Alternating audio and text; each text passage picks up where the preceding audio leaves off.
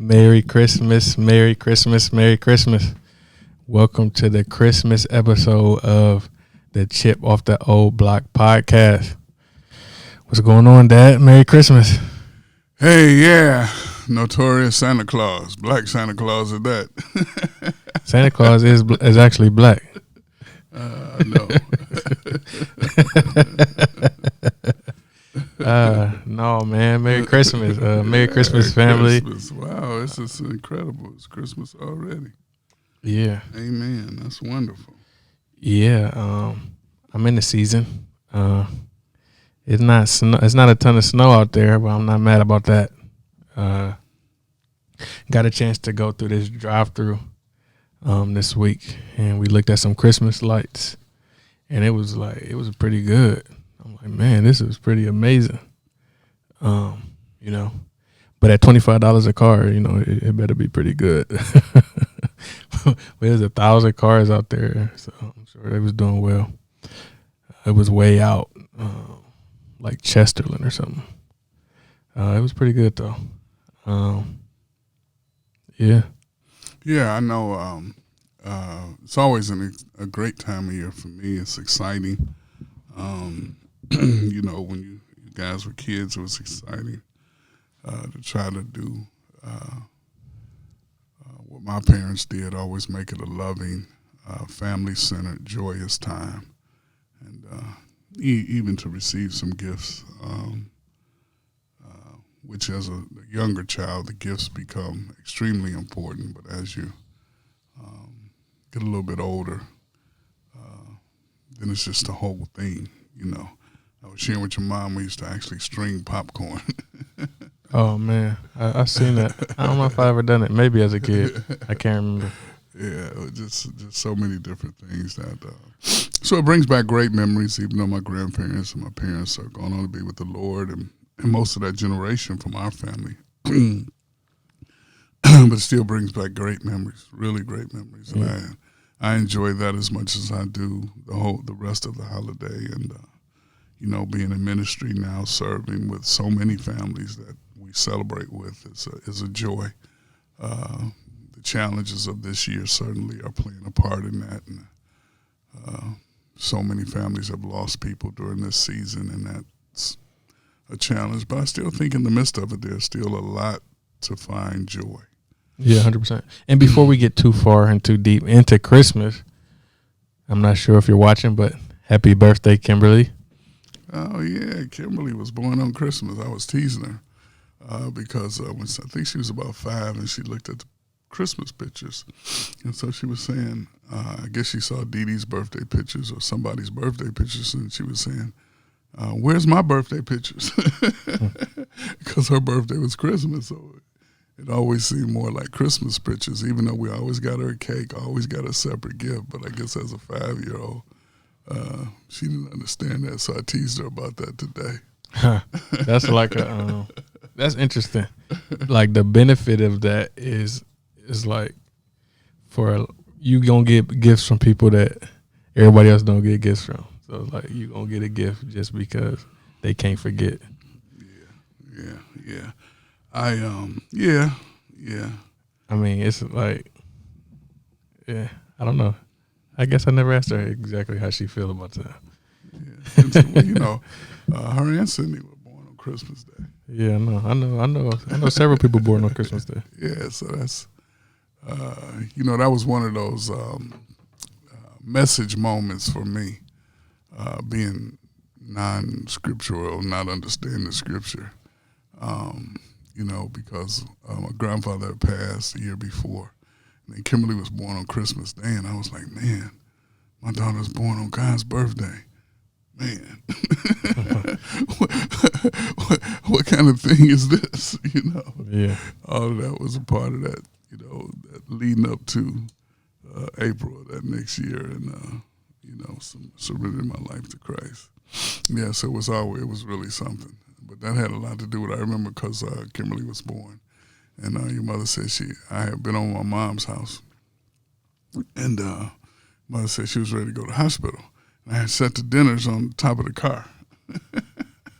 And didn't remember they were up there. You know, where Christmas dinner was flying somewhere in the street. Wow. Yeah, that's unfortunate. So what y'all do? Oh, you know, we had plenty to eat. That wasn't no problem. But I was, it was funny because I was on my way to the hospital, taking your mother up to the hospital, and I was speeding, and so the police saw me in East Cleveland, and and I said, she's about to have a baby, and he said, all right, come on, boom, and he drove through all this ice and water, and I drove right behind him. He got a Dodge. I had the car I had, very nice car, and it just messed that car up. All the ice and water went up into the I forget what they used to call it back in those days, but it was not a happy camper after that. That was worth it. Oh yeah. I didn't even think about it anymore. But it was really funny because, you know, when the police stopped me, it was like, I can't stop. Just think if that was today. Oh.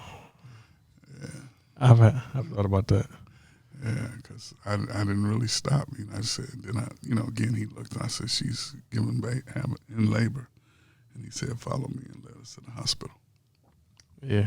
I got to work it out whatever day it is. I'm excited. Cooking chicken and waffles. Maybe a couple other little things. Yeah, chicken and waffles, you know.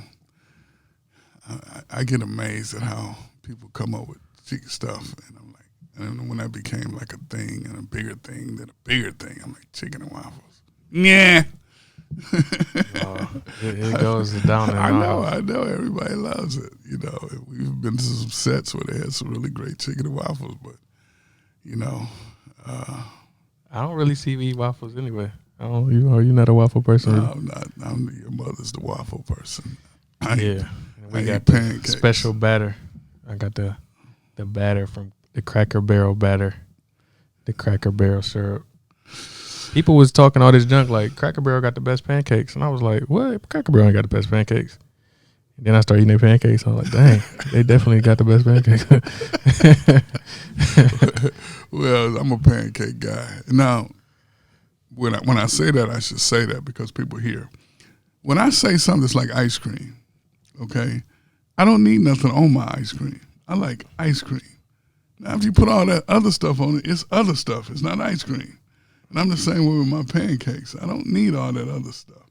You know, just pancakes, you know. Yeah. And I know that's strange and weird, but that's how I'm wired and that's who I am. So, you know, a lot of times, you know, somebody said, well, you want this on there? I'm like, I want ice cream.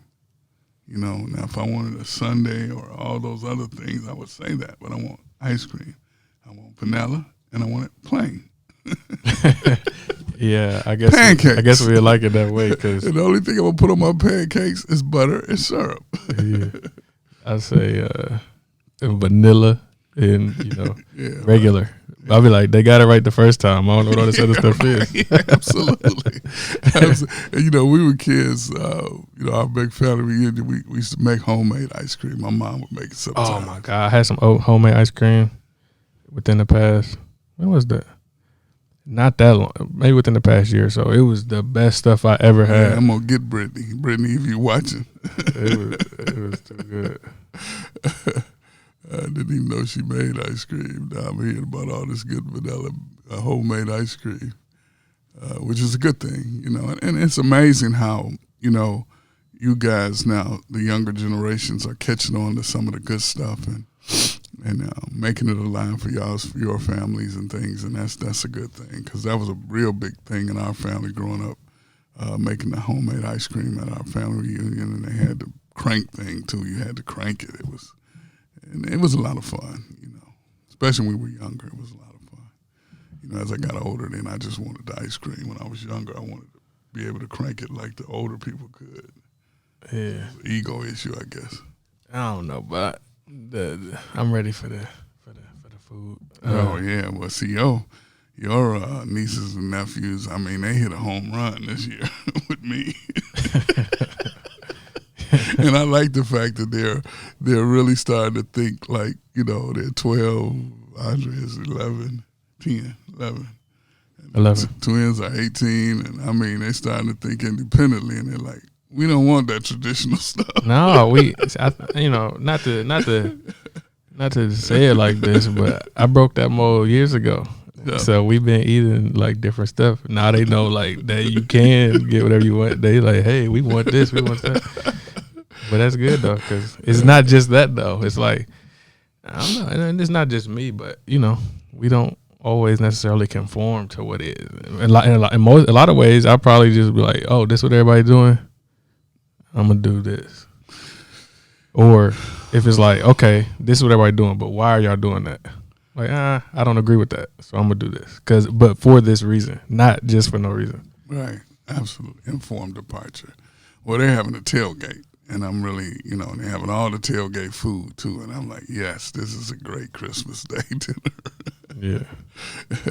You know, and then Sunday we get to celebrate Kimberly's birthday, so we'll have something Sunday too. So, and it won't be that stuff, you know. By the end, we'll be tired of that stuff. But it's gonna be nice tailgate. Browns winning. I mean, come on.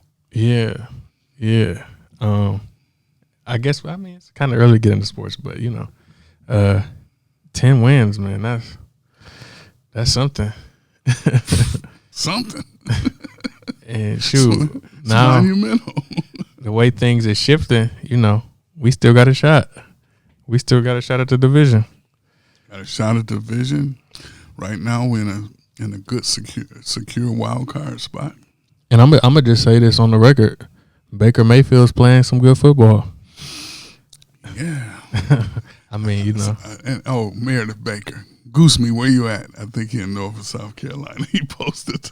I saw him post the other day. Okay, now where are you Baker Mayfield haters? No, they still there. I know they still there. They still hating. I don't hate him. I never thought he was the answer, but I mean, I want to win. At the end of the day, that's what I care about. I always tell people, okay, you want to shut somebody's mouth? Win. Yeah. Build. Do something, okay? All right, all these folk out there running their mouth don't do nothing, but do something. No, they looking good. Matter of fact, who they got? The Jets. Yeah, that's what I thought. The Jets. The Jets beat somebody last week. No, it's not. These last 2 games is 2 games. So, they got the Jets and Pittsburgh, yeah. I just don't want Pittsburgh rebounding on us. No, you know, this is a whole different team. You saw that in the Ravens game. If you look at us playing the first time versus last week on Monday Night Football, that's a totally different team. Yeah, I still haven't given Ray his photo op because I lost that first one. I got to put on. You gotta come back, double or nothing on this one. And then y'all figure it out. No, I owe him the photo op, so it's just that COVID has kind of kept us apart. So that's that's the bigger issue. But we talked the other day, so we're gonna get it done. Matter of fact, Larry Rivers, he got to go in there too. So we all got to do it. Yeah. But yeah, man, that's just good for the city. You know, when the Browns is winning, that is a powerful thing. Oh man, really powerful. You know, and my thing was, is the fact because they were here Monday night with the Ravens. I'm like, man, Lord, because we'd been down there. 100%. Wasn't for COVID. COVID just got me all in jail. Wow, I saw a picture of that. It was a meme like that. Somebody had on one of those anklets, like a house arrest anklet, but it said COVID-19. Yeah. COVID is, but people are dying, and but the vaccine is out. The vaccine is out, and not only is it out, but a ton of people is taking it, and they taking it on live TV. They're trying to restore or impart hope into the people. And, they not talking to me, though. Like, I'm not sure if they know who they talking to, but they know they're not talking to me, or they know they're not talking to anybody like me, because we like, I don't know what y'all taking or what y'all got going on, but that right there and this right here, I don't know that that's the same thing.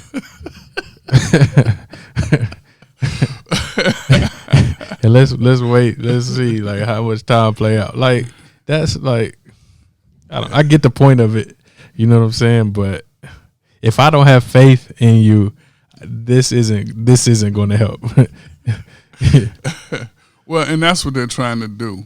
They're trying to find the various people that are trusted people to basically do Instagram vaccine. I mean, I get it, and I don't want to use this platform irresponsibly, but No, I know what people I know what I know what people that look like me is thinking. Well, see, and we'll do a show. We'll do a show dedicated to the vaccine, and maybe what you trying to take it on the show? You trying to take it on air? I don't know about that one. No, I ain't saying show taking the vaccine. I said dedicated to the vaccine. Oh, all right. Yeah, I don't want to get into it. It's Christmas now. I just want to have a happy holiday, peace on earth, love and joy. Yeah, this is the Love and Joy show today. I mean, the doctor, that as time moves on, yeah, I'm moving further away from that. Well, we see though. Well, it's a big difference in our age. Oh, 100%. But I mean, I'm not a vaccine person in general. I've never gotten a flu shot. I've never. I mean, I don't either. I never got nothing. Good thing about the COVID is this year I didn't have to fight with my doctor because I haven't seen her. Well, I did see her the other day, but it wasn't her; it was the assistant. So she didn't know I was there. I don't know if she knew I was there or not. But every year we had that battle, and I'm like, nope. And I don't have any scientific reason. All my reasons and rationale is anecdotal. Oh, 100%. I mean, that's how in the information age, that's still the dominant influencer. Well, that's so I was thinking. I was saying to myself, I was like, wait a minute now. We live in the information age, and nobody has to have any information. No, it's not the information age. It's the information age. It's in quotations is what it really is. It's like, man, I was like, wait a minute. I spent all these years learning and studying and all this stuff, and now you just get up and say some crap. Yeah, people listen. 1 million followers. I'm like, wow. So I just said, hey, maybe I just start. No, I can't do that. But Christmas, I really, and I know Kwanzaa. Many years we've celebrated and had different Kwanzaa. We didn't do anything this year. Well, we really not doing anything at all, but we've had like community Kwanzaa celebrations here and, the importance and the value. And we're seeing more and more, Negro League getting elevated and, Yeah, it's mixed emotions behind it. Yeah, right. The cynicism in me, and I have to remind myself, over and over again that, for somebody that was a giant thing. No, 100%. It's always like you always, or maybe not you, but when those decisions are made, the timing of it is like always like, well, what's the motive behind this? What's the goal? What is y'all trying to do? It's not. I just can't believe like all of a sudden we have a conscience. We admit that this and that was wrong. Like I don't know. Well, I mean, it's the debate will never go away on timing. The questioning of motives will always be there. Those kind of things just run thematically throughout time. The reality is that it should have been there from the beginning. Most of those players were far superior or as good, far superior than the people who were in the major leagues at that time. And those who were already aged and were able to come in showed that in their skill level. But it's a good thing. We're working with the Football Hall of Fame next year to bring, because they put the Black Football Hall of Fame in the Hall of Fame. Okay. And so we're working with them to bring a classic. Yeah, that's pretty good. Canton next September, praying that by then we'll be able to gather. I think they got Grambling for sure. I'm not sure who the other school is right now. Oh, yeah, that'd be good. Yeah. And, this whole thing, it even goes with, you saw what Washington did. Now Cleveland, I'm not even going to say it, but the Cleveland baseball team now, Right. and it's like, yeah, it's a good thing. Let's get rid of that offensive imagery. Like Right. that part, like obviously is good. You know what I'm saying? But then you got people on the opposite side of the spectrum, like, oh, it's just this. And Right. Well, I mean, again, years ago when I was president of SCLC, I used to participate in those protests outside the stadium. And always felt like if you can't be sensitive to someone else's oppression, then how can you expect people to be sensitive to yours? Now, because if you've always been the oppressor, yeah, okay, then you may not saying that they don't, but you may not have any sensitivities toward anybody's. yeah, but yeah, it's just even in that there's some hypocrisy. But I mean, for anybody who this kind of thing has just been like a slap in the face, you know what I'm saying? Consistently, it's good that it's being addressed. And there's a ton of things like that going on around the country. The tone has changed, obviously. The tone has clearly changed. In a sense, though, I mean, I feel multiple ways about it. As many things. On some points, I'm like, oh, this stuff is just window dressing. But to some people, it matters, and I understand that. Oh, I've always tried to, and again, we think of a lot of this new temperament or move toward conscious things comes out of the George Floyd murder. And just in the last 30 days, you've had 2 officer killings in Columbus. Right. That are extremely suspect in both of them. And one, the mayor called for the officers firing because they wouldn't turn the body cam on. And so, and again, I think I've said this several times throughout our podcast life, is that we're the ones who can't forget, all right, that on any given day we've got 2 battles, all right, and they never go away in this country or haven't gone away in this country. Yeah. And that's we got to fight for survival like every American. That's why when black people talk about that bootstrap crap, they don't understand, okay? We have to fight for survival. That's every American until you get your place or make it or whatever. But then we also, every day of our life, have to fight for liberation. Right. Those are liberation issues. Yeah. All right. The criminal justice system, the police attacks on our community, all of those things are liberation challenges. And so as much as it takes to survive, and that's a heavy effort for most people, any day. And, 2020 has amplified that truth. Absolutely. I was thinking about this earlier. It's like, it's closer than you know, the other side, the other end. Like, a lot of times we feel like there's security in certain things, but it's not as much security as you would think. Right. Well, the more vulnerable you are in any area of your life, spiritually, is where the enemy is going to attack you. But in the natural, in our life, where you're vulnerable is usually where things happen. So the more secure you can be in every aspect of your life, as much as you can be. I'm talking about purely economically. Oh yeah. Oh yeah. Well, and then therein lies the pandemic, because we've saw things in our own community go away that's been here as long as we've been around. Yeah, I mean, because you think back to like the Great Depression or whatever. You know what I'm saying?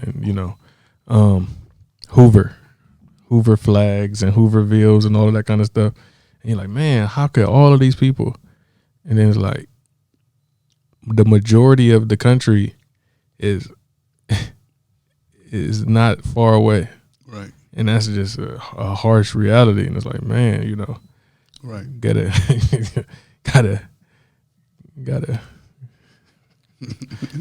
Well, if you look today, that's one of the challenges. And I heard a gentleman on another podcast, or Urban View, Urban Radio, say that, like Carter G. Woodson wrote the book, the miseducation of the Negro. Yeah. That somebody needs to write the book, The Miseducation of the White Person, because most of them is living just as challenged as that suburban life is shrinking. Okay, that middle class is shrinking, and it has been. all right, and it's only a matter of time, all right, before it is dissolved, Right. And but if you go back to the Great Depression and come forward and look at the kinds of government interventions that created the ability for us to generate the wealth we have now, those things were put in place. Right. So who was that with all that FDR? Yeah. New Deal and all that? Oh, yeah. And things like that, which is why what makes this current Congress so recalcitrant, because of the fact that we're in a pandemic. I wanted that. Hold on, not to mess up the point, but I think we need a new segment where like you could break down this stuff to us regular people, recalcitrant.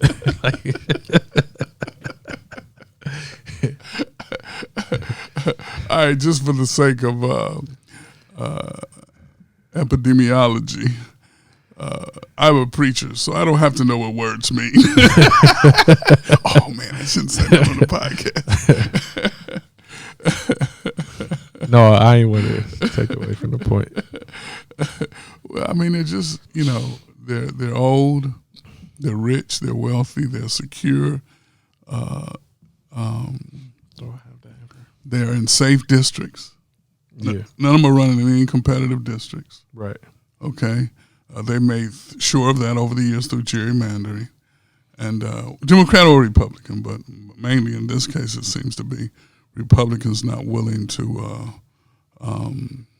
break the bank, as they would call it, or be spendthrifting. I don't know how they look at the world, but this is not a black-white issue. This is not a red-blue issue.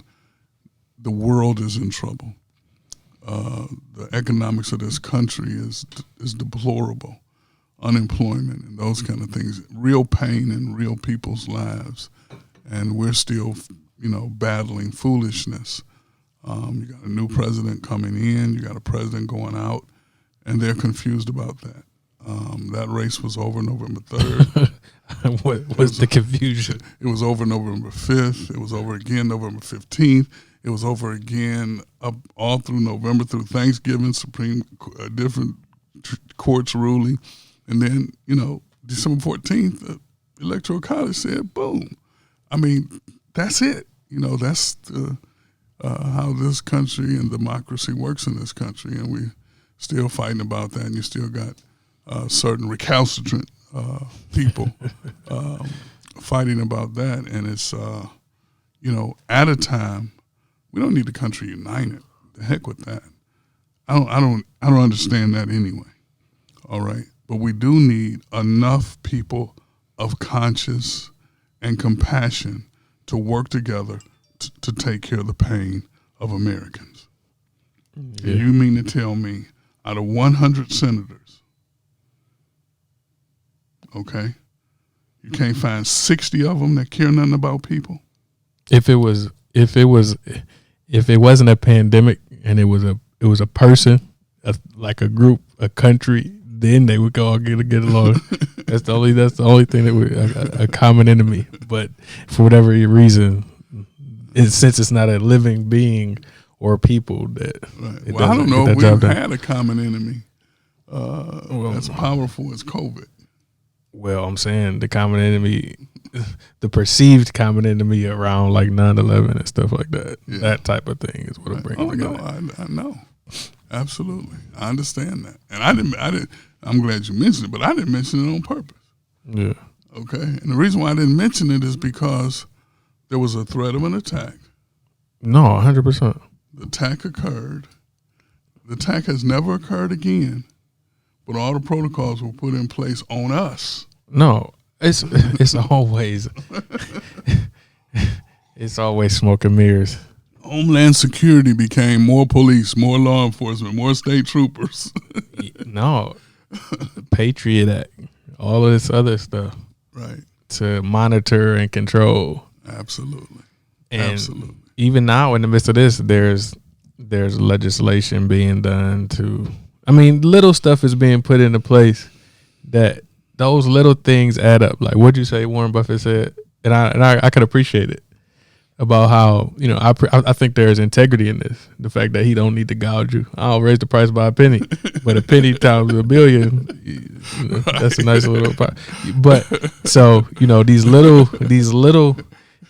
Nobody paid attention to that. Yeah, penny. Exactly.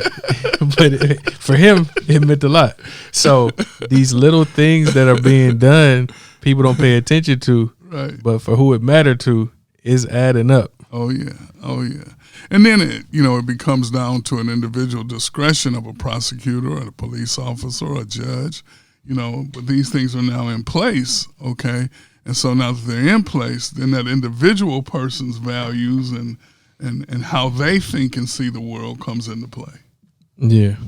Never is it put in place for the right reasons. It's like I remember when they were first putting the sexual predator policies in place, and it was meant for the kind of people like the Sowell guy, all right, who got away with killing all of those females for all of that time because just foolishness, all right. But then you looked up, and every sexual crime they were using those predatory policies. Well, what happened? Over time, the system became imploded. Yeah. And so we're not looking at a few people who are the Sowell type people. We're looking at everybody who has committed a sexual crime who may or may not be a predator. And now the system is imploded, and so we don't have enough resources and people like him escape. Yeah. That's basically just, to your original point, the discretion. Certain things, just the how fickle or how the criminal justice system is weaponized in a sense. I don't know if that's the right way to call it. Oh no. Because, and then this is an extreme example, and it's probably a fake example, but it's to your point. So I don't know if this was in real life or it was in a movie, but a guy had to pee. So, I mean, I don't know if they just got done drinking or something. So he pees outside. Just so happens where he pees out. Go ahead. Huh? Nothing. Oh, he used the bathroom outside, but it's like on a playground or something. Now it's like 10, 11 o'clock at night, but it was in the school zone. So now he's an offender. Right. Now, 8-year-old, 7 or 8-year-old in Texas, is playing and exposes himself, and he's labeled for life. They labeled him for life. Yeah. And he was Caucasian. Yeah. Now, here's the thing, though. On the opposite side of that coin is this, and this is not from a legal perspective, although people are trying to gain traction with it. There's all of this stuff being done to try to normalize the predator. Right. And that's dangerous territory. Absolutely. And that's an agenda that's been at play, for some years now. And it shows again the flaws in a justice system run by people, because the fulcrum always goes too far in one direction, and I don't know if you accomplish the real intent of the law, because at some point it's going to be interpreted by different individuals, and the individuals who originally put it up. And I guess that's the beauty of our Constitution and our laws. But, stuff is out there. I mean, stuff is out there, and it's out there. It's out there. And there's some shifts, praise God. I mean, and I don't like them because I know the hypocrisy behind it. You got House Bill, Senate Bill 3 in Ohio, which will relax and reduce some of the drug laws. Mm-hmm. And I don't know I think it was supposed to come up last week or something. I haven't followed it in the past week, but, a lot of the faith leaders are behind it, which is good. Right. But at the end of the day, they came to the party because of opiates. Right.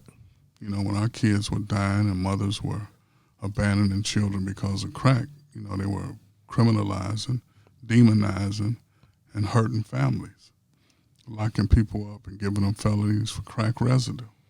Now, the shift is good. It's needed. It's necessary. And I support it 100%. But I know the hypocrisy behind it. And that's kind of what bothers me about American Christianity, not biblical Christianity. Yeah. You know, that Rick James version Christianity.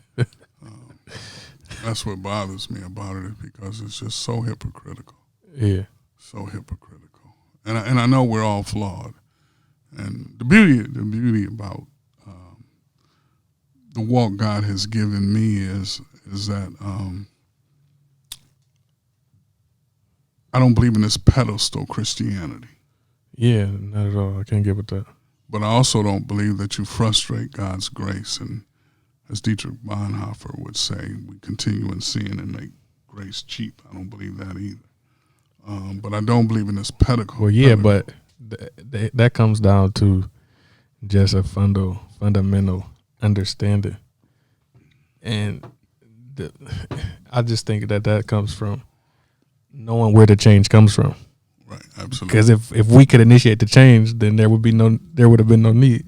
If the transformation was self-motivated, or it could be fulfilled with self, that's the only kind of, to that point is what I'm like. Well, but the shifts are good. Yeah. Shifts are good, and your generation and Black Lives Matters and all the new organizations that are coming up, and if some of the old organizations get some new life, and you know, I think the torch is lit, you know, and I'm excited about the torch being lit. See, I am too, but I think this is my problem with everything. And I've always felt like, and I'll keep saying it, I always feel like there's this railroad track, right?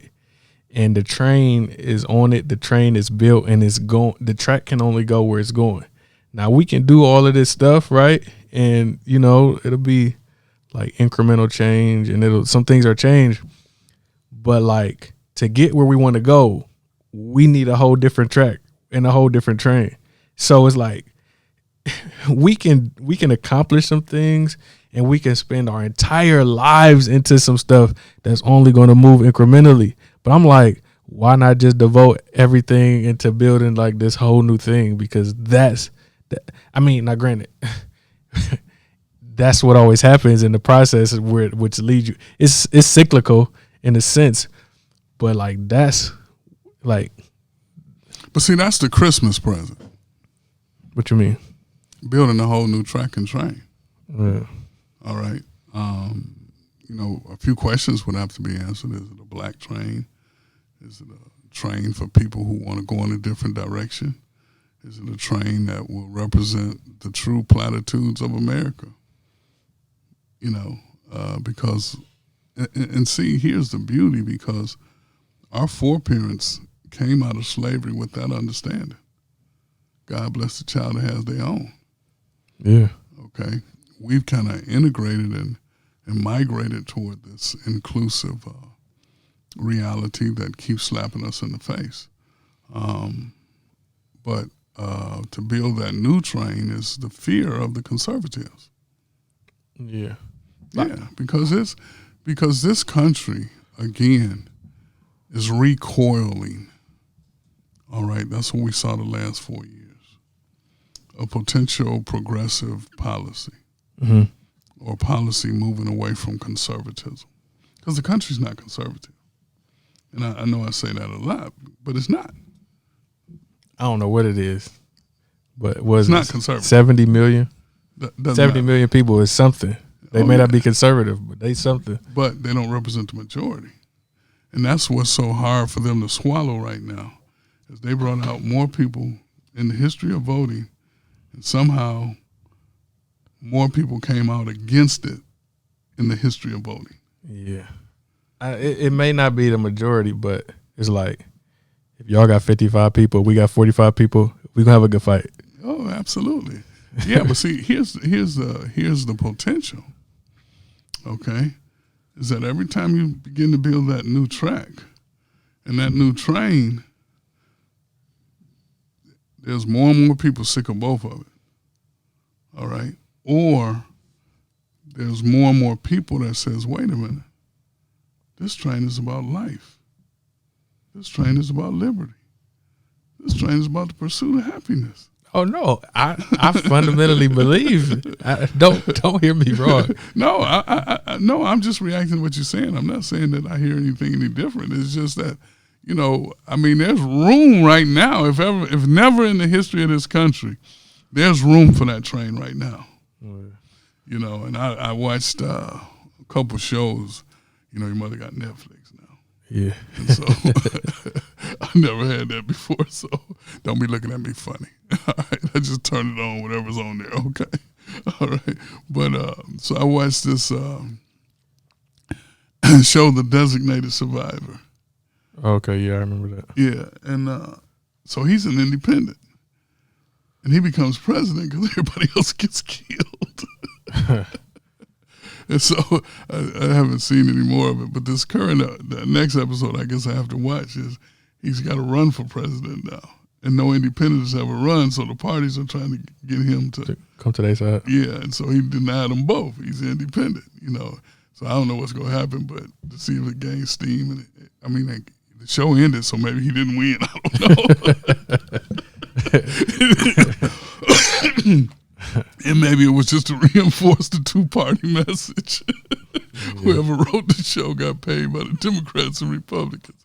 But I do think there's room for a trade. And I think that given your generation and the people just above you, the potential to figure this out, you just got people who are dyed in the wool left and right, red and blue, and Democrats and Republicans. But I never understood that, and I've been on the planet 67 years. I never understood. Well, because number one, I can't give my brain to nobody but Jesus. And I can't let anybody think for me. I think just like across the board, no matter what it is, it's just like, okay, something exists. Something that's been established. Right? Right. It's like, oh, this is tradition. This is what it is. Right. Okay. What does that have to do with anything? Like, why do we just have to go along with it? Like, I'm always the person who doesn't want to just go along with it. Right. But most people aren't like that. So, well, because it's much easier to live your life if that thing is assigned to. Okay, it's like when I grew up. Okay, when we came home to do our homework, we had to do that. But then my father had all this other stuff for us to do.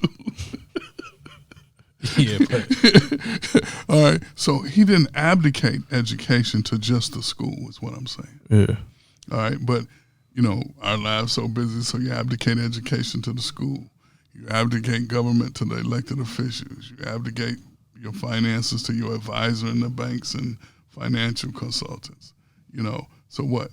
Now I just got to work and live my life and have fun because I've given all these responsibilities to other institutions or other entities.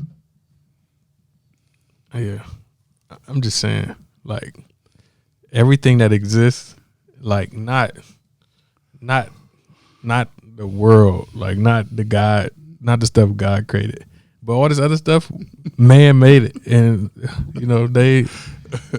we, as you said before about, we put these people on a pedestal, and they done great things. Don't get me wrong, but like, they ain't no better. Yeah, right. No. That's true. And again, it's Christmas and oh yeah, getting heavy. This supposed to be the fun episode. Love, joy, and peace and hope. All right, and but it's just so much going on. I mean, it's 2 days ago I thought we was gonna have stimulus. Oh man, that's all everybody been talking about. Stimulus, and it's like. They worked this hard, this long to basically just say, here, take this and be happy. Yeah, all while they getting paid. Unbelievable. See, I remember the conservative movement wanted to come down on teachers in public schools because they were promoting charter schools and option schools. And so they wanted the teachers to be evaluated based on merit, and that's how they got paid. What if the American citizens had to give them a grade to determine how they get paid? I mean, see, it exists. See, the federal government is funny because I participated one year. What they do is they bring in important people from the community in 4 different sectors of the country. And we evaluate the heads of all the federal organizations. Mm-hmm. And based on the grade, at least they made us to believe that, based on the grade they're given from these various committees, then it determines their bonuses and pay grades and so on and so forth. So they're evaluated by supposedly a higher echelon group of citizens, most corporate heads, those kind of things. I got there because of my relationship with Bush too, but don't know him personally, but just whatever. But but that's how I got there. So it was really funny because we evaluated the head of the FDA, we evaluated the heads of different federal government organizations, and so what if we had to evaluate these folk once a year, and their pay was determined and their benefits was determined by that evaluation? Yeah. Once again, this stuff all exists, and we just go with it. Yeah, I know. I'll be having all these ideas, then I'm going to sleep. No, yeah, so hey. I'm going to bed. So yeah, so I guess I'm just talking. No, see, you're in a position now, okay, that God will show you that train and that track because he's not just showing it to you. Yeah, but and it's like this isn't compartmentalized to one area. It's just what would you call that? This is my I don't know, my philosophy of life, or not. It's not my philosophy of life, but just when I look at things, it's like, just because something has been successful, like they say, if it's not broke, don't fix it. No, but we ain't talking about something that don't need fixing. We talking about something that's not only broke, it has ran its course of usefulness. Come on. With the tying the stimulus bill and the funding package together, now we might have a government shutdown. What is not broken about the last 20 years of what they do? Yeah. And I wasn't speaking to that. I'm just saying, like, I understand, but this is broke. No, for sure. This is broke. It is not just broken. It is irreversibly flawed, given the 70 million and the 80 million. Yeah. All right, because, again, 55 and 45, a good fight. That many people losing, all right. It's kind of like when we sat down to look at our governing authority here when we were transitioning, and we said to ourselves, wait a minute, this Democrat stuff, this majority rule stuff is not of God. We looked at the first 6 chapters of Acts and we said, and they were on one accord. And we said, how do we get to a place where when we look at things, we can agree? We said, we're going to work by consensus. And early on, it was rough because that meant that everybody had to agree before we moved. We had to build that consensus. And early on, you have 1 or 2 people just, I remember a person told me, I can't out-talk you, but I know.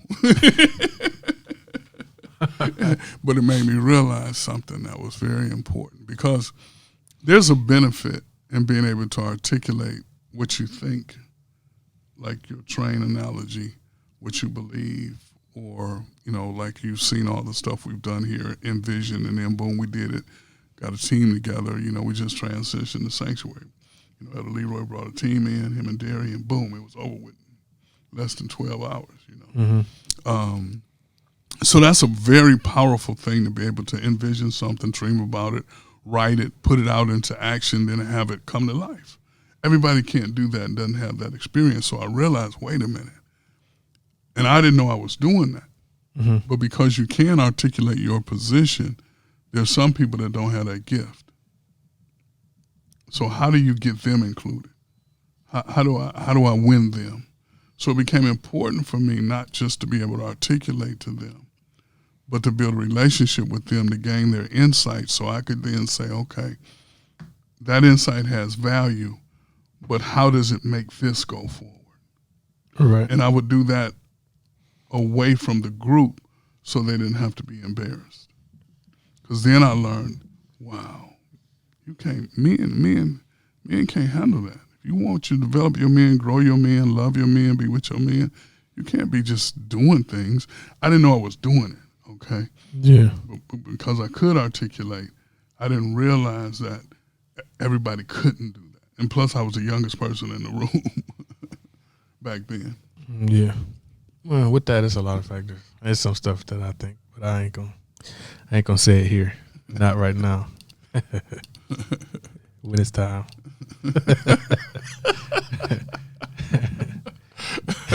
It's Christmas. No, it isn't nothing negative. It's nothing negative. It's all positive. It's all good. It's just a whole nother conversation that we don't even got to get into right now. Okay. You getting anything for Christmas? Maybe a little something. I really wasn't tripping. Like, I like to get stuff, but I'm not really the type of person that I don't really like asking for stuff. So, I might get something, maybe a little something. I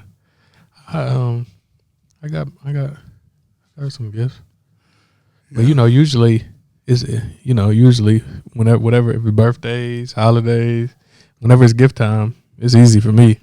Everybody getting kingdom for everyone. So And this show is sponsored by Kingdom. No, but I got y'all something. I got you and mommy something. Y'all will be shocked too. You'll be surprised. You're like, oh man. You're gonna be like, yeah. Well, y'all give me good gifts. I don't know about your mama, but y'all be taking care of me. So I enjoy it. That's one thing about it. I was like, man, these grown kids is cool. No, I like giving nice gifts though. Like, I like getting stuff. I think it's just like when you can. I don't know. I like giving. I guess I'm a giver. Yeah, and I'm a giver too. I'm a receiver too. Yeah, no. Certain kind of stuff. And people have already started blessing me, and I'm always humble. Like no matter what it is, I be like, man, you know what I'm saying? Like somebody thought enough to give me something. I be like, wow, like you know what I'm saying? See, when we lose that entitlement mentality. Yeah, that's a key word in this whole thing, like entitlement. Like nah, even like in the arguments about wearing a mask or not wearing a mask, it's not about liberty and freedom. It's about COVID-19.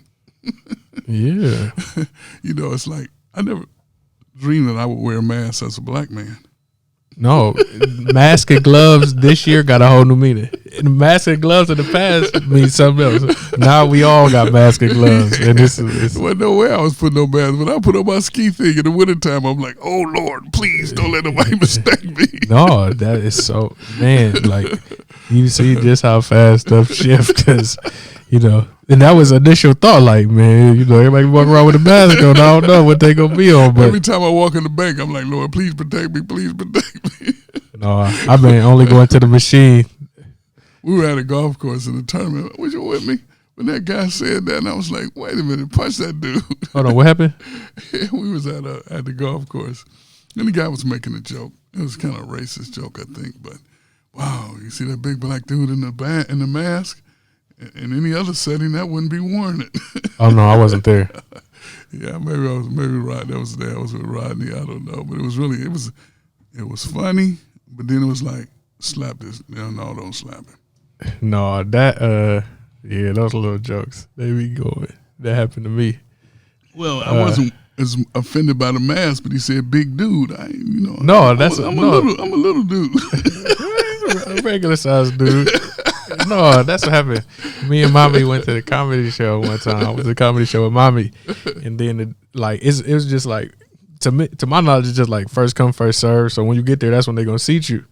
So the dude who was taking the tickets, he looked at me. He was like, "Oh, right this way," and they sat us right in the front.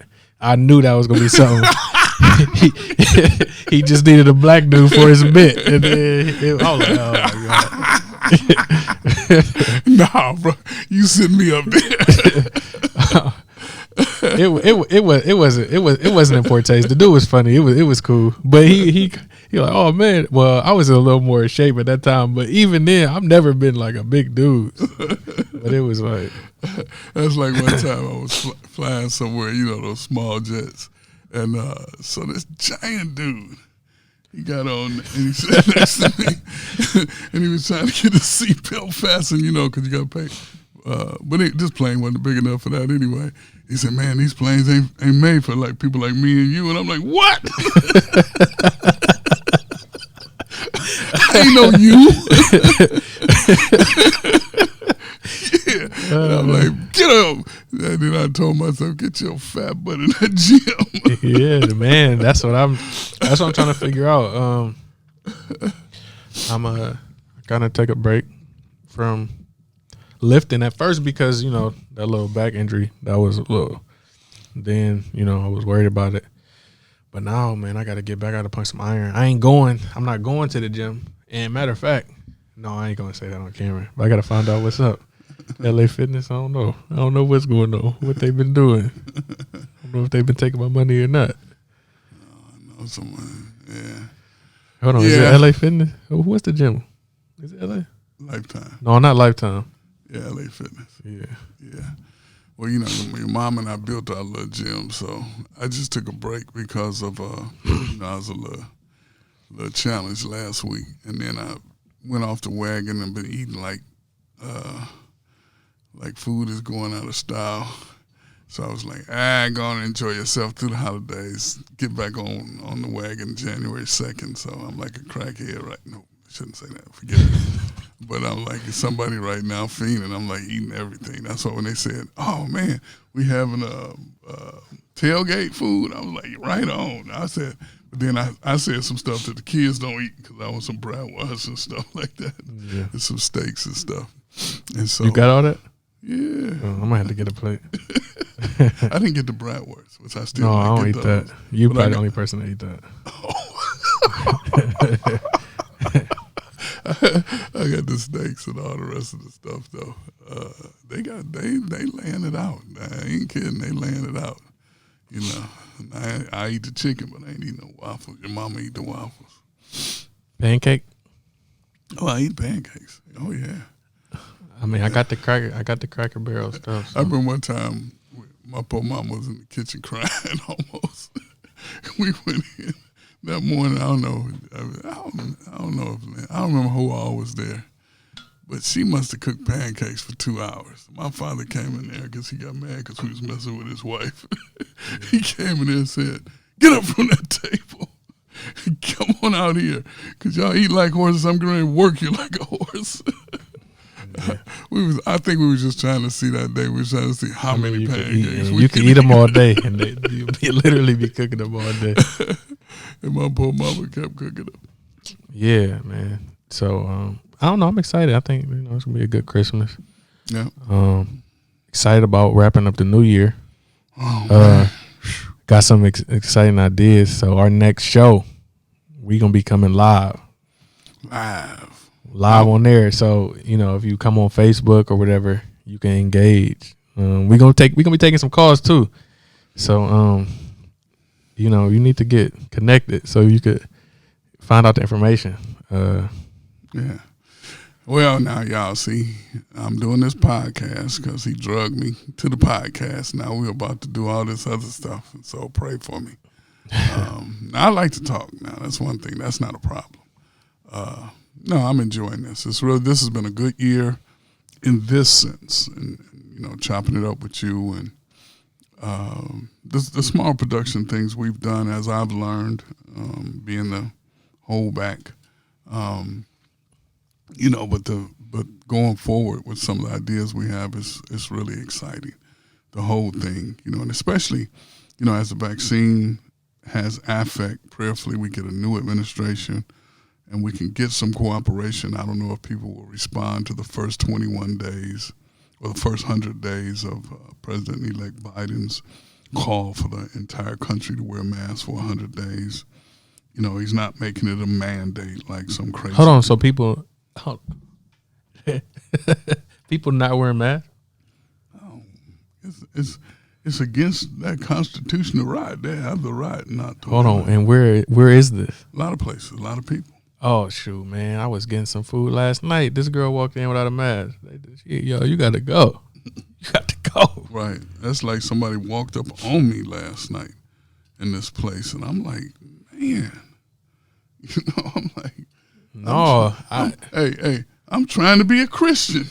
No, man. To that point, you know, this is what I've learned. You know, just maybe I've known it all along, but not just the mask thing, but in general. I go to the grocery store. I don't know. I go to the grocery store. So I go to the grocery store, and people just got no consideration, no kind. They just be so rude, and I go out of my way to make sure like I'm not bumping into people, knocking people over, and I'm watching the way. But like these people they just don't care. It could be a soccer mom, and they try to like, dang, bro. That's why they fighting for that Second Amendment right. I be like, man, I'm like, I could just bulldoze through this thing, but y'all, man. Well, I just think it's just, and I was reading the scripture for today, Luke 2:14. You know, goodwill toward all men. Yeah. And my prayer at the time was, Lord, not the world, but what if the body of Christ, white, black, yellow, whatever color we are, whatever situation we're in, what if the body of Christ in this country just had goodwill toward all people? So what you're saying, when they bump me, buy their groceries?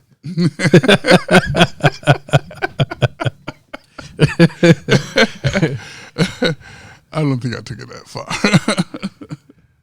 No, I got you. I don't think I took it that far, but I do think that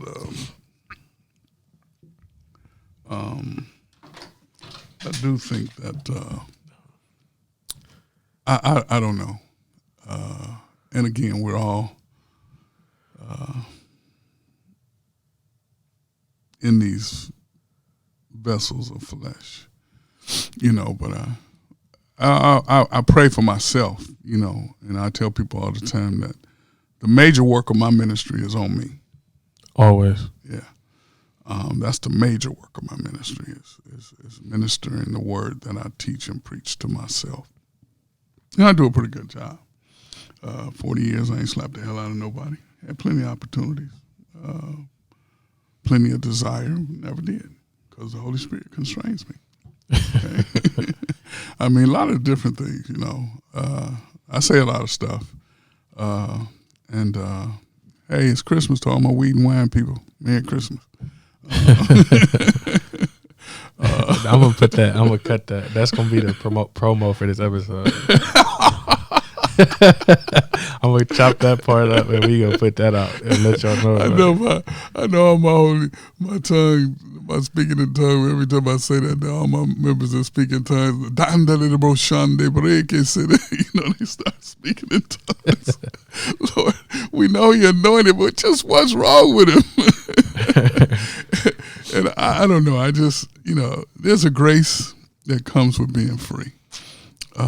And I've just always enjoyed it. And again, Christmas being one of my fondest times of the year because of my grandparents and my parents and my family.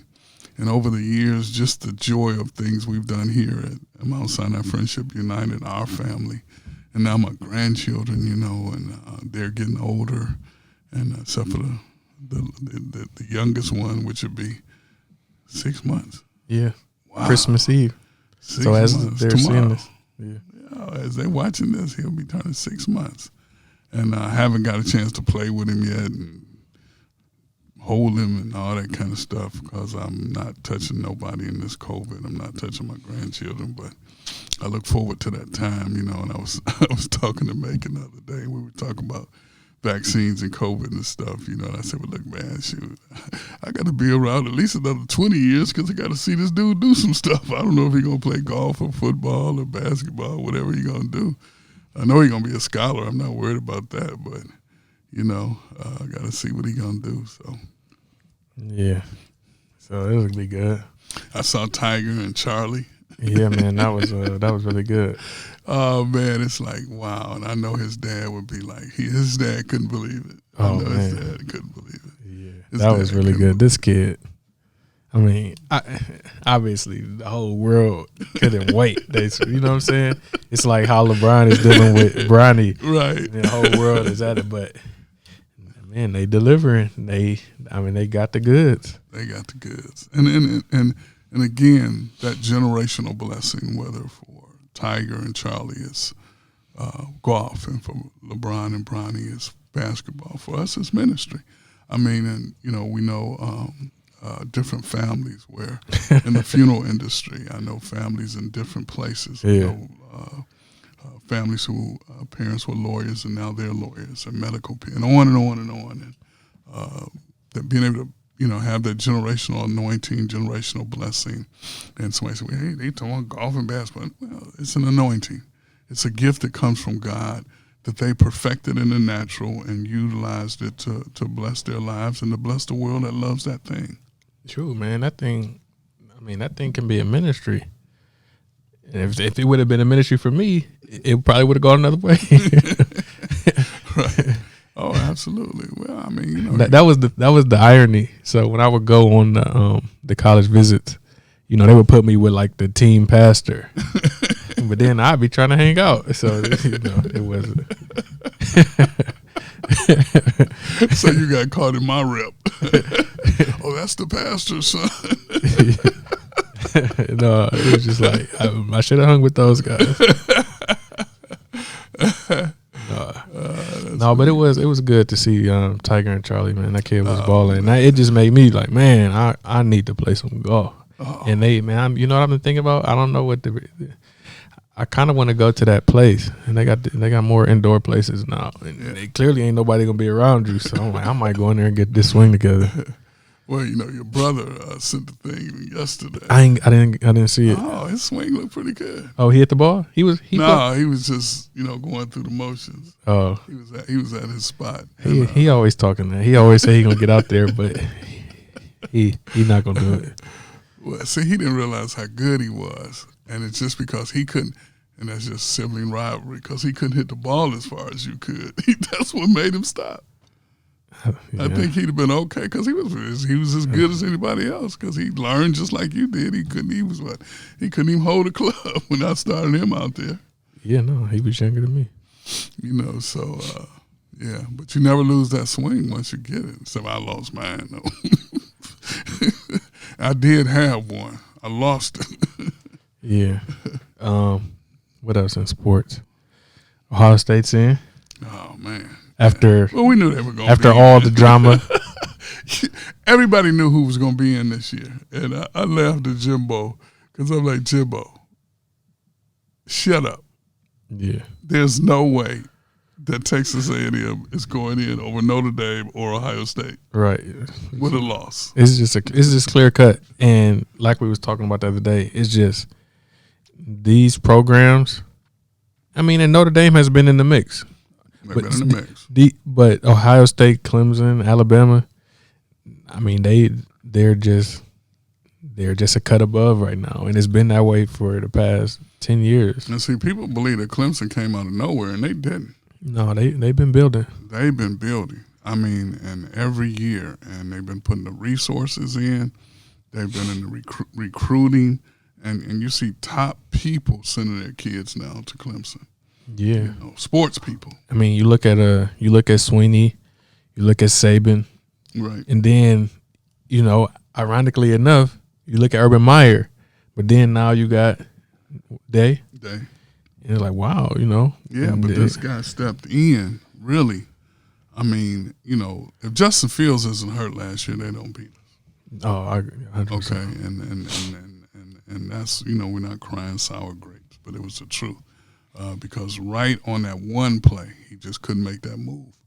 But again, those stellar programs, you look at the recruiting classes and see, that's what I want to see every year. Where are we ranked in recruiting? Yeah. And I look at that stat every year because if we're in the top 5, I'm okay. If we're in the top 3, I'm excited. Yeah, and really, these guys and these programs got it down pat because it's just about it has a lot to do.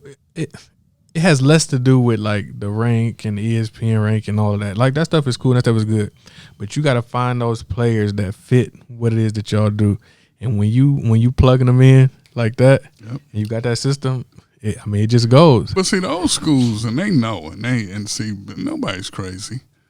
They'll have 3 dudes in the same position that can start anywhere. 100%. All right? And, I mean, when you look at what Alabama is now receiver U. Man, that's crazy. But they is cranking them out. They cranking them out, boy. Okay. And I remember when you played down there and we went down there and your mom and I was like, man, we in Alabama. They treated us better in Tuscaloosa than any stadium we went to in the country. No, they treated us better than any stadium we went to, and I think it was on purpose. They gave us the biggest spread you ever heard of. They knew what they was about to do. They're like, but I think it's a trick. They probably do that to everybody. You're like, oh, you got all this food. I'm talking about like it was a king's feast, and I didn't even think I was playing, so I was smashing. I mean, I was, I probably gained 5 pounds at breakfast. Then we get to the game. They're like, Matthews. I'm like, oh, shoot. I got to go to the bathroom. But I was like, we're in Tuscaloosa. Oh, man. That was really nice. And Oz had set us up with the hotel, so we were good on that, but it's the food. I mean, we sat almost in the front. Normally we went to the stadiums. We were sitting somewhere, wherever. But we right down front. We could see the whole. I really, again, Alabama's never been one of my favorite schools. I just happen to know a lot of people who went to Alabama. Yeah. But I like winning. I like good programs. And see, unlike some people, dynasties don't bother me. If you can't beat me, shut up. Yeah. Yeah. Shut up. Just don't cheat, Patriots. Yeah, just Patriots, just don't cheat. They didn't make the playoffs. Well, man, and that's unfortunate. Now I want them to make the playoffs just because I want redemption for Cam Newton. I'm telling you. So it's a whole other story. That's a whole nother story. And we didn't even get to talk about the Monday night game. But man, that Lamar Jackson pulled the move, man, and it was so crazy. He went to the locker room, came back out. They said what the wrong. He had to go to the bathroom. He came back out and won the game. I said, man, but we bounced back though. No. See, sometimes when you lose, it's like, but it was like, man, the only thing hurt us that night was the clock ran out on us first, because that was toe to toe. That was one of the best games this year in football. No, and it the way that it played out, I'm sure the kicker was at ease. Because having missed that field goal and the extra point, that was going to be the difference. But then it turned out to not matter. So I'm like, I'm sure like. But that was a fluke at the end. He was like. Yeah. But that's going to be the thing though. As we think about the playoffs, going against these high-powered offenses, it's just those key little times and things where we giving up those plays. Like that touchdown before halftime. Right. That makes no sense. Not at all. So if those little things can be adjusted, then this team, who can say what once you get in the dance, any given Sunday. Absolutely. Well, put it this way, and I've always said this: first you build an organization, then you let the organization build a team. Yeah. And I think that's what the Haslams have done. They built their organization, and I think Andrew Berry was a good hire. I think Stefanski was a good hire. And now we're seeing the results because we're seeing the progression of Baker Mayfield. We saw the early Baker Mayfield. We saw the mid-range Baker Mayfield. Now we're seeing a Baker Mayfield that is gaining. Well, he never lacked confidence. That's the one thing. The only thing I liked about him coming out of Oklahoma when he came to us was the fact that the kid was as confident as all get out. But now he's gaining a different skill set. Mm-hmm. Still a little bit short. That's where that one pass got batted down. But still learning how to move a little bit more, read a little bit more, and he's getting the ball in a better position for the receivers. Yeah. You know, because you were a receiver, you know, and the quarterback sets you out there all the time, you ain't going to last. Oh. Or, I've been in situations where the quarterback literally just can't get you the ball. And that's worse. And that's why all these idiots talking about trading Odell Beckham are stupid. Oh, my goodness. Like, don't get me wrong. Higgins is great, and he's balling. But, like, come on now. Odell Beckham. Right. He's uncheckable. I think his playmaking ability, his big play ability, that is what would be the X factor in when these big games come. You know what I'm saying? Even in like a Baltimore game where like we go against the Chiefs or the Steelers, you need a player like that. You know what I'm saying? That at any given moment it can hit the home run. Well, given the fact that we got Chubb and Hunt. Yeah, we got the best backfield in football. Higgins and Jarvis Landry. You put an OBJ out there, he's going to draw. Right. Which is going to open things up differently. To his frustration. That's the only thing. It's like, as Baker Mayfield, that's the pressure. That's the pressure that was removed. So this is where the argument comes in. It's like, I'm trying to force it to him, whereas I'm not reading the defense. Right. Whereas now it's like, no, just relax and play football. Right. He gonna eat. You're gonna get him the ball, but don't force it. Make the play. And I think that's where the progression going in the next season when OBJ is back will be there. Right. Because now he'll understand, wait a minute, I've got weapons. Right. I've got potential all over the field. And as long as Stefanski continues to grow also and mature also, because he's still a first-year head coach. Right. And so we have to be totally pleased again. Yeah, that's funny. I think everybody was mad about that.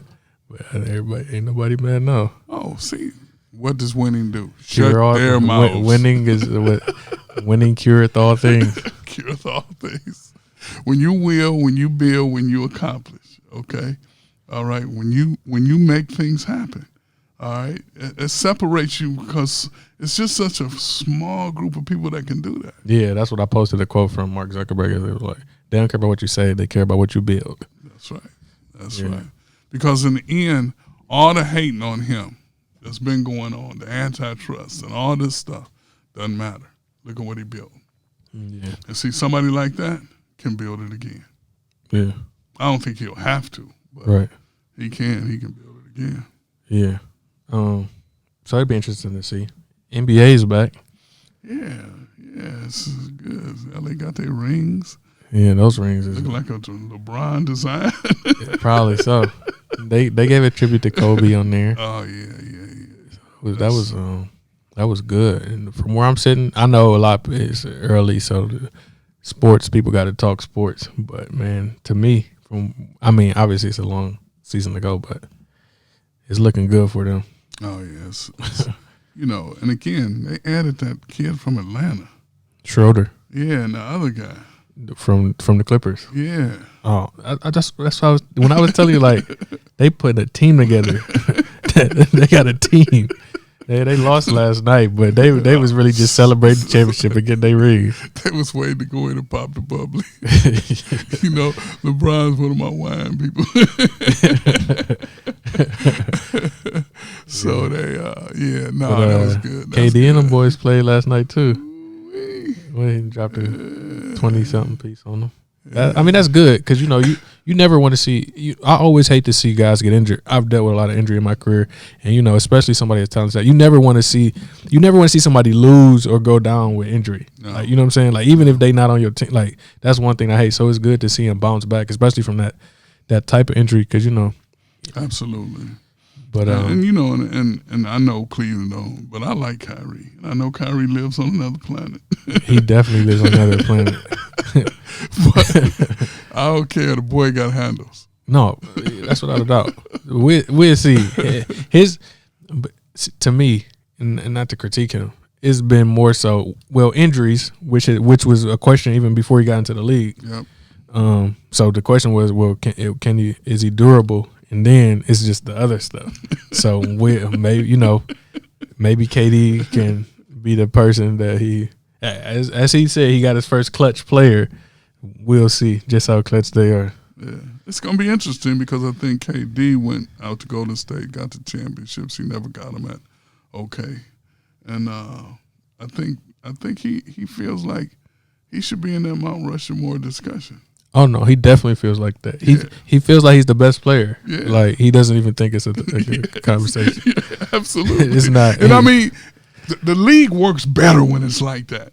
Okay, and I know I want Cleveland, and I'm praying I want Cleveland to be it, and that's not a question. But I like basketball, and the league works better. All right, when you got a KD and a Kyrie, LeBron and Anthony, Paul George and Kawhi. I mean, no, it's funny you mentioned that. I took a class in college. I forget what it was. Some like global class about like political structure, and it was some like, but in that a two power system is stronger than a one. Absolutely. Because it's like U.S. and Russia or U.S. and China. The two power system balances it out. When it's just one, you got all these other people coming, and it's not as stable. It's more stable. That's the word. Absolutely. That's like the. But that's what Steve Kerr said last night, because they played Golden State. He's like, well, I guess I deserve this. I had this team for 5 years now. Well, I mean, injuries hurt them too. Yeah, man, I feel so bad for Clay. Man, that's just awful. It's hard to believe that could happen the way it happened. And he played his role, got his pay to play his role, and right there now and then, boom, And again, for me, as I watch these young men from college to basketball, Bron High School, Kobe High School, but it's just, to me, that, and I don't mean kids in a negative sense, but it's just good to see these young men do what they do, get paid, create a life for their family, and the things they're doing. It's just powerful, and I rejoice in it to watch it. Going, and I go way back to the early '60s as far as basketball is concerned, and see how some of the guys who did it then, they weren't able to amass the kind of wealth, but some of them did okay. Yeah. I think my favorite part about the NBA is what's that show called? Inside the NBA. Shaq, Kenny, and them. That's like the best part of basketball. I like. Well, and you look at that. You look at those guys. Number one, they're all champions with the exception of Barkley. And then Shaq will never let him forget it. As soon as he get too out of control, I don't know. I win championships. You'll never know anything about that. And I think they put that up there. No, for sure. Yeah. Because, just think about how much wealth those guys have generated post basketball. Right. And how they've been able to stay in the game by being in those seats, And it's entertaining. And I don't, I'm a fan, right, but I'm not crazy fan. I'm not fanatic. Right. That's the word. They need another word. Yeah. They need a new word. Because I enjoy it, Right. I'm a Cleveland sports fan, so all my teams are Cleveland teams. Right. But I enjoy the sport. If I enjoy the sport, then bam, I'm looking, I'm saying, and then like Kyrie and Bron, those guys who travel through Cleveland, you gain a little affinity toward them, and I don't hate because you leave and that kind of stuff, And so it's just a good time right now. It's Christmas. Yeah, man, it's Christmas. Oh, so that was so I got to get yours. So in our current culture, this is like a list culture. So it's always the top this and the top that. So it came down to this. They said the top 2 Christmas songs all time is either This Christmas, Donny Hathaway, or Silent Night, Temptations. Ooh. What you got? Silent Well, you know, Temptations is my group. Yeah. Yeah, I do the Temptation Holy Dance. But yeah, it's good. I don't know. When I was at church, I said Kirk Franklin, Jesus is the reason. Jesus is the reason. But you know what else I like? I like Charles Brown, old school Charles Brown. What's Charles Brown Christmas song? Merry Christmas, baby. Yeah, that's I like that. Yeah, I don't know if I have a favorite Christmas song. That's interesting. That's a good thought. What about the movie? Movie. For years, it was Christmas Story, and I would watch it every year, all day. And I think because of that, I can't even watch it no more. Now I've settled. I like Home Alone 1 and 2, and for me, Home Alone 1 and 2 is just like Godfather. So Godfather 1 and 2, they both so good. It's like you can't be wrong with either one. That's how Home Alone is for me. Right. Yeah, and I was looking at a commercial last night, and I told your mother, I said, "Oh, Godfather's a Christmas movie now," because they're playing them all. Oh man, I need to tune in. Yeah, all these gangster movies, and they show a Christmas scene from all of them. I'm like, oh wow, Godfather's a Christmas movie now. So that was pretty good. Yes, Christmas Vacation, that's a good one. Yeah, I don't know if favorite. I think Mommy's is like This Christmas. Yeah, that's a good one. Yeah, that's a good one. Yeah, favorite is just a word I don't use a lot. Yeah, I mean, we always. No, I'm just saying I be trying to, people be talking about what's your favorite color, what's your favorite. We're ingrained with it. The way we grow up is like, oh no, you got to choose. You got to choose, and no matter what it, you got to make a choice. I don't know why. Yeah, I guess in this case, I'll just go along with it. Yeah, I don't know. I just that's not some of my favorite. Yeah, vanilla ice cream. Well, it's not a Christmas movie, but after all of these years, the trailer is out. Coming to America 2. Oh man, Coming to America 2. And the trailer was like, man, I missed the movie theater. Yeah. That's the one I would love to go watch on the big screen. But I believe Amazon bought it. So I'm sure the producers was happy about that, in the question of, although at least one studio has already come out, and so the model is changing. So they partner with HBO Max, I think, and so all of their theatrical releases is going to be coming out the same day on HBO Max. Okay. So they pivoted. But anyway, for Coming to America 2, I think Amazon Prime bought it. So it's coming out in March.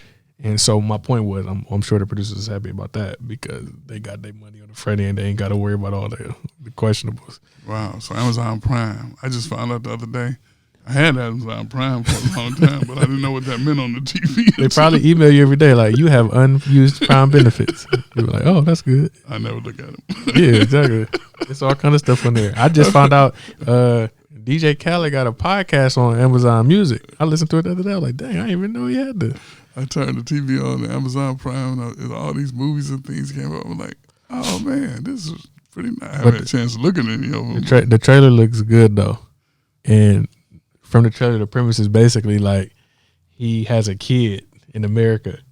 So they got to come back to find out who the kid is. So we'll see.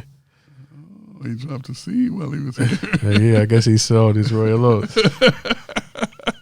But oh man, that's probably one of my joys of I haven't had as much time because there's been kind of a lot going on. But that's one of my joys at this time of year, the movies. I'm a movie guy, so I like a good movie, a good show. I got a chance to see Ma Rainey, Chadwick's last movie with Viola Davis, based on the play written by August Wilson. And I didn't know that it was the play by August Wilson at first, but to me, like based on my history with the theater, with Auntie Renee and Miss Angie and all. When I was watching, I'm like, man, this looks like a play. Like I could just picture us putting it on, and I would know who would play this role and that role, and I could just. And then I found out it was August Wilson. I'm like, oh, that makes so much sense. Right. And it was mixed reviews, but I thought it was really good, and it gotta see what I always like is when a perspective, a particular perspective is articulated, and I can then kind of get an insight into that. So I enjoyed it. That's great. Well, I'm a senior citizen now, so your mom and I was going to the movie on a regular basis, that at least on Mondays, and I got the senior citizens discount. So it was like, I was like, all these years I've been waiting to get that, you know. So it's like I got the senior citizens discount. So like, let's go another time.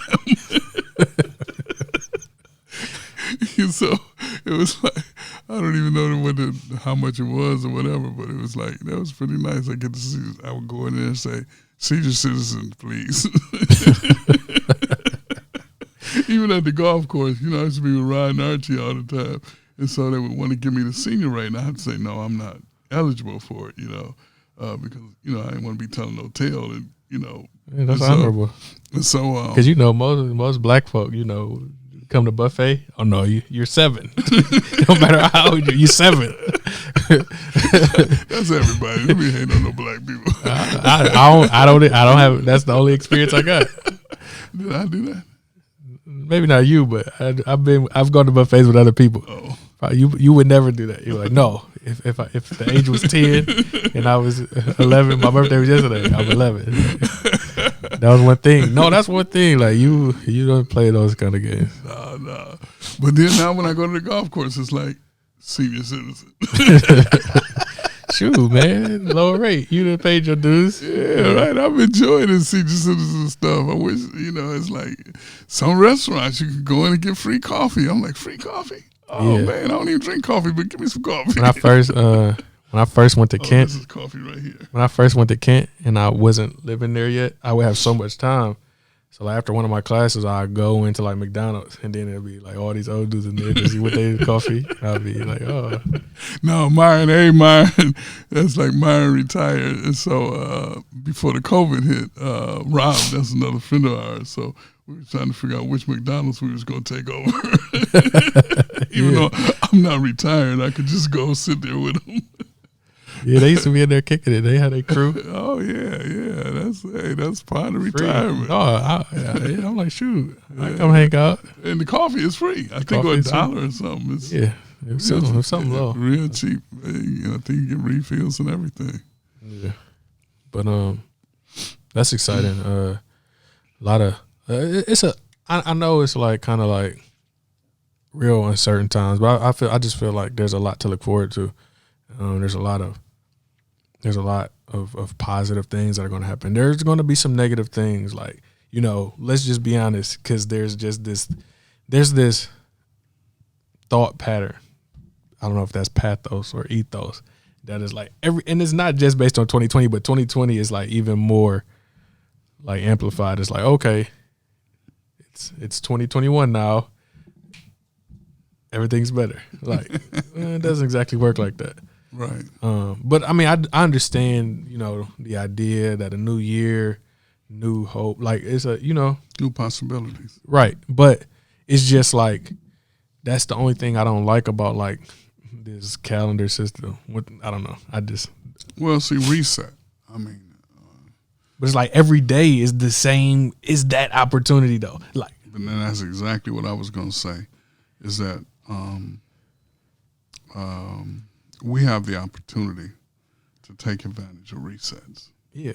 And so this just happens to be that larger one because of the closing of a year and the dawn of a new one. Yeah, no, I get it. Although every 24 hours can be a reset, or plans and goals become reset opportunities. Every time I reach a goal, or if I'm building something like right now, you're building Kingdom, and we're going to build Kingdom Productions, and we're building our digital platforms and capabilities more to reach more of the digital world with our ministry. Content Kings 2021. Right. We taking over the content game, so get ready. Right. So, I mean, you know, just all of those things, you know, resets, you know. And I don't want to be giving out the word for next year, but reset. So it becomes invaluable, you know, especially 100%. Given the year we had in 2020, because nobody could have dreamed or envisioned a pandemic, and we went from that was the irony. Like everybody, 2020 was all about vision, but nobody saw that coming. China. Borrow a line from our president. China saw it coming. I don't know.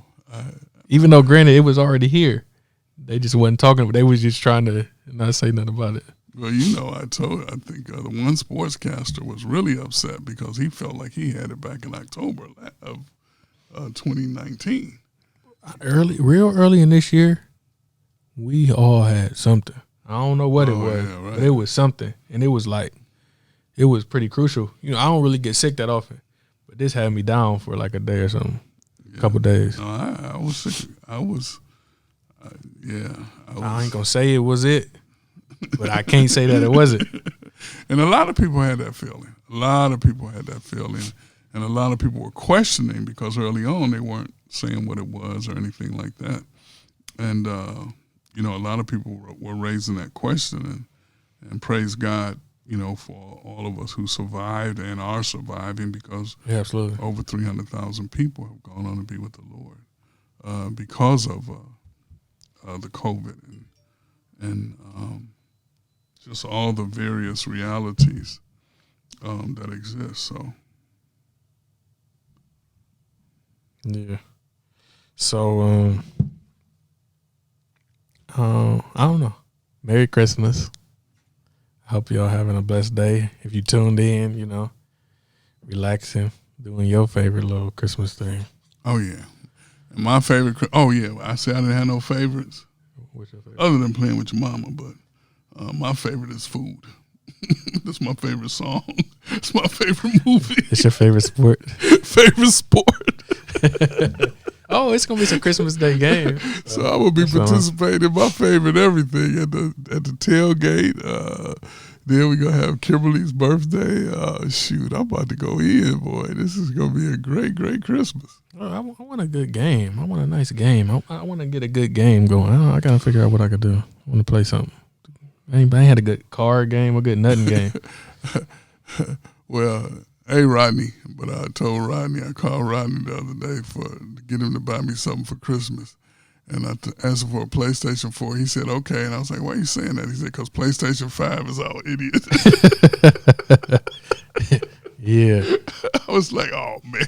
I said, well, that shows you how much I know. I should have got one just so I could have sold it because they selling for crazy. They probably about $500. They selling for like $1,500. Yeah.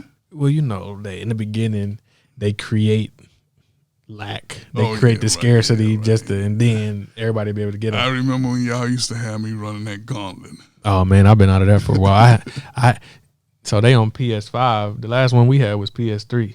So I've been out of the gaming world. I thought about getting one, but I'm like, man, the way my life's set up right now, I don't even got time to like put that energy there. Because, a lot of people, we grow up on the games. Like, the kids nowadays, they only play games. But, like, we played the game as much as them, but we played outside as much as them. But a lot of the people my age, they still play the game. Most of them do. And I just don't see how they could do it. I don't got time. And I'm not, like, older or better or more mature, nothing like that. I just have a very demanding schedule, and I be feeling like I don't have enough time. What? Even though y'all had the different games, because I think y'all used to play me, one get one game, one get the other one. I don't know. No, that's the whole thing. So you got to know. So there's like a PlayStation group and the Xbox group, and a lot of my friends is PlayStation people. Derek was a PlayStation person. I had the Xbox. Okay. So, but like, that's two totally different kinds of people. It's like you got Pepsi people and Coke people. They not the same. No, okay. Or Apple and Android. It's just like that. So Xbox got a new one too. So there was a group for that, and then there was a group for that. Oh, okay. And I was like, why different games? But anyway, and it's what's really funny is that I never really saw y'all like some kids playing those games. I didn't think y'all played them as much. We played them a lot, but we played outside a lot too. Like, we played outside. Well, that's because y'all played sports. Well, yeah, but whatever. Even if it was a sport we ain't play, we was outside doing something, running around, something. Now, you don't see it as much. I seen some kids playing basketball in the middle of the street not that long ago. I wasn't even mad. I was happy to see it because we used to play football in the street, in the middle. Like, I mean, maybe it was dangerous, but we was outside playing. Everybody started out playing football in the street. You rarely see it nowadays, or maybe I don't be in the right neighborhood. But I've yet to see a kid playing football in the street. The worst hit I ever took was in the street.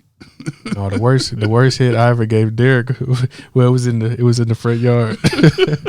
We had on our equipment and we was playing football, and then it was so funny because I'm sorry, Derek, I gotta say it. So I mean, obviously I'm bigger and older, but we was getting a ride with somebody that we normally didn't get a ride from, and it was like right when it was pulling up, like I hit Derek and he flew all the way to the bushes. This one we was still on the first house. So we still on Ingleside at the time. He flew into those bushes in the front. It was crazy. My worst hit came. I was going out for a pass, went out for it just like this. Boom! Ran into a car. No, the car tackled me harder than anything I've ever been tackled. My worst hit came, and everybody who grew up with me playing in Sims and in Muni, they still bring it up whenever I see them. My worst hit is what turned me into a receiver.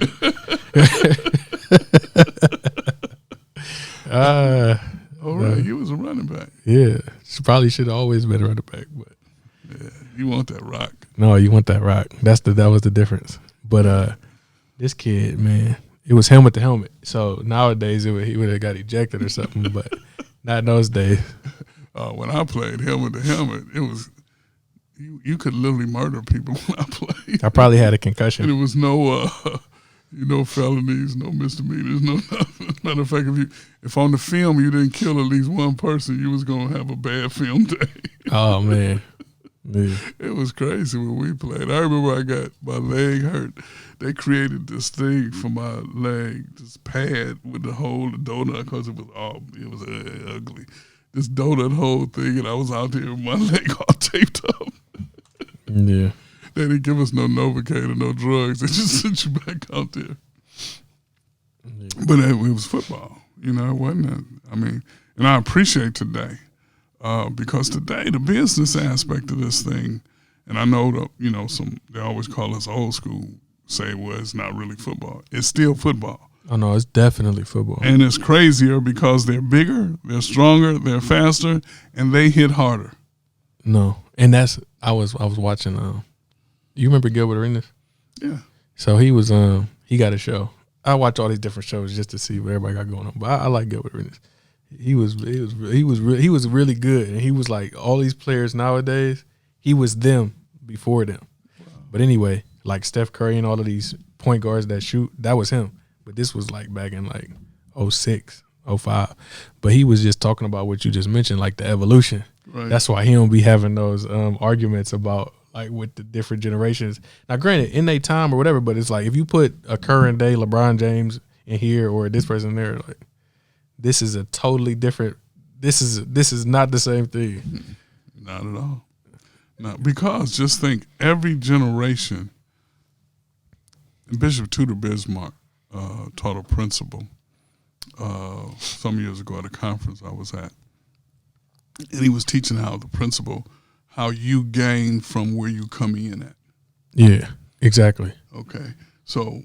Jim Brown, when he came in, there was a certain atmosphere and a certain set of circumstances. Right. All right. Then the next generation, Greg Pruitt and them. Then the next generation. Then the next. So you benefit from where you come in at. 100%. Okay. Jackie Robinson was a pioneer.